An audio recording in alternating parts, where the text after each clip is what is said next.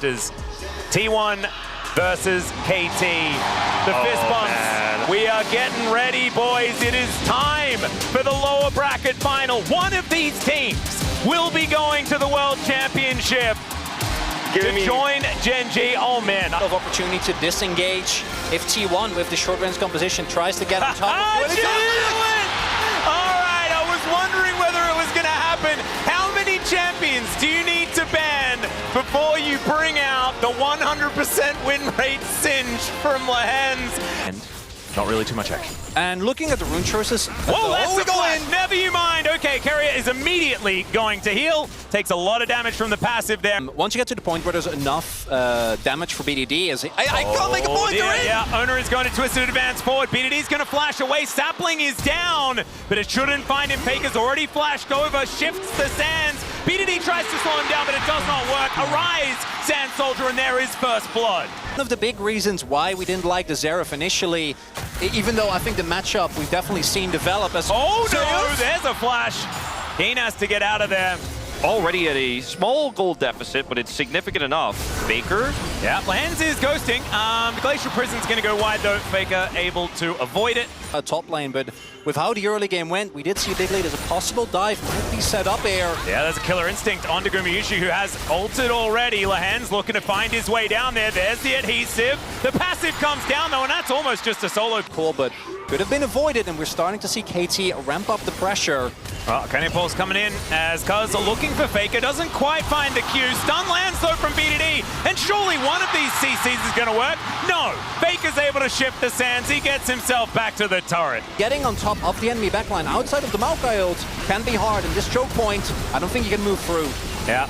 You can see Kiin already teleporting in. Here's the Nature's Grasp, though, is now Kiin looking for an opportunity. Finds a Q onto Oner, and then dashes away. That's a big old ulti as Lehends. He's in there and then out of there. Faker taking a fair bit of damage. Kiin, though, is getting very low. Two-man Q comes through from Kiin, but now he's still just on the run, and Gumayusi is free hitting. There's a flash forward as BDD is just collapsed on, and Gumayusi picks up the kill on the Xerath.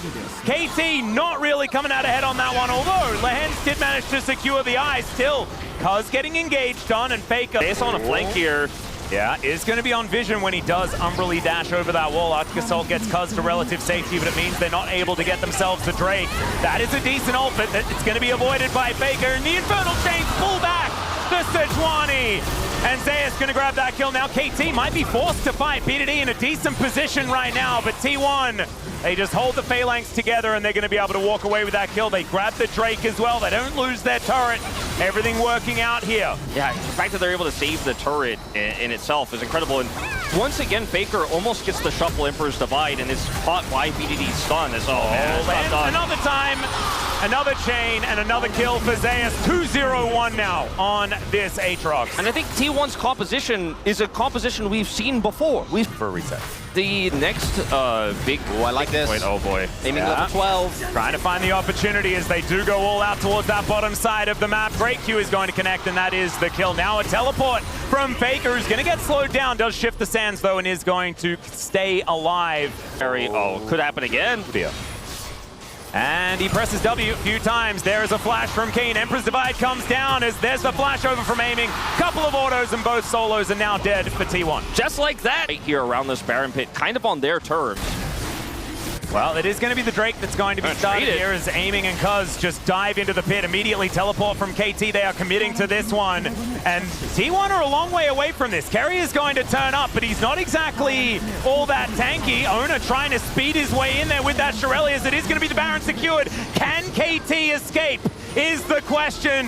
Nature is grasping, and Gumayusi's going to press the ult button. There's the cleanse as well. It's beautiful, and BDD's going to be taken down. The Singe also dead as Kiin's just trying to keep him busy. It's a double now, and Gumayusi's just trying to keep them here. It does not work out. KT do make a couple. In power here to speak of, as Zeus is actually a real threat. Here comes that ult. Yeah, Nature's Grasp does come through here as Kiin trying to mitigate that CC. Does a decent job, but still has to flash. That's BDD locked down. The rest of KT just scattering. Cuzz, nothing he can do about it. And it's another kill for Gumayusi. And how much can they take off the back of this one? They just wait for 1 second after that Baron wears off. And now they are inside KT's base, just tearing things apart. T1 look at KT kind of blind here. Not a whole lot of information, not any ability to get BDD into position here. See if T1 get Zeus on this flank. Well, Lehends possibly caught out. There's the Emperor's Divide. Lehends is going to flash, Aiming as well, having to flash to get out of the way. Down to his GA now as Gumayusi is causing BDD to have to get out of here. The stun's not going to work. The cleanse is beautiful. Oner locks down one. And T1, they don't even need a Baron to win this game, I don't think. They're just going to push this top lane, and it's only Cuzz and Kiin to try and defend. It's not what we were expecting out of Game 1. Of course, T1 fans absolutely elated. T1, of course, have been phenomenal on the blue side, but also getting a great start in this series. Last time they lost Game 1. This time, they're celebrating on the enemy Nexus at the end of Game 1. Look at these extendo beams from Gumayusi, having a day out on the Zeri here in this one. They take down the remaining turret. Yeah, Keria is going to suffer a death. It's his first one for the series, though. We'll give it to him. And T1 victorious in game number 1. Just a straight-up evergreen comp. Which kept them in the game for, I think, another 5 minutes. But outside of that, it's all T1. Yeah, but you can see that little blip that goes down for a second, and then